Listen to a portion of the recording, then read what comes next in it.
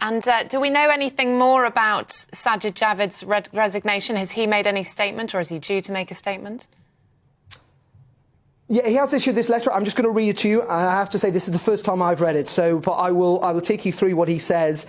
He says, the tone you set as leader and the values you represent reflect on your colleagues, your party and ultimately the country.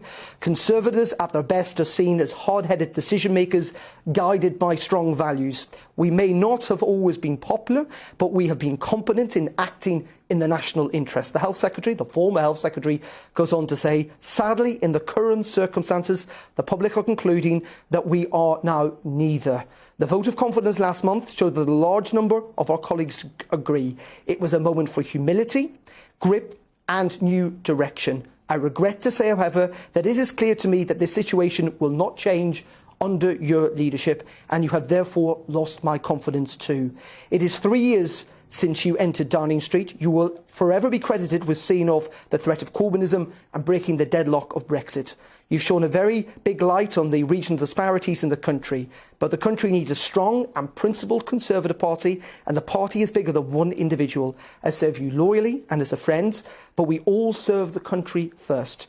When made to choose between the loyalties, there can only be one answer. Sajid Javid with a very punchy comment there, saying he has lost confidence in the Prime Minister, that earlier on this year was a moment for humility, grip and new direction. He says, I regret to say that it is clear to me that this situation will not change under your leadership. Quite extraordinary. There you can see that letter on your screen now. Sajid Javid, literally at the top of the hour at 6 o'clock, issued this statement to the Cabinet. Of course, he had previously served as Chancellor. He subsequently left government over that. He then was reappointed as Health Secretary after Matt Hancock left. He served that role, a job that he talks about in that letter of enjoying, of the enormous challenges the NHS face.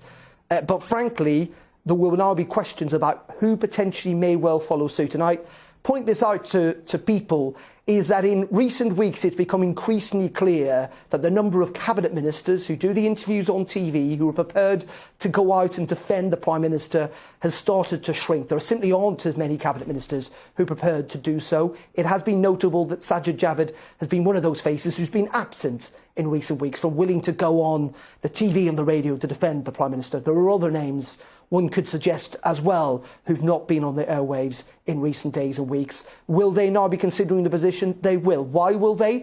Because they feel that they're now being tarnished with the leadership of Boris Johnson. They feel that in the end, the decision may be that it is better to leave the government than to go down with the government. This is a very, very fast-moving situation. We may not see more cabinet resignations, but I think the worry in Downing Street is that this may be the start.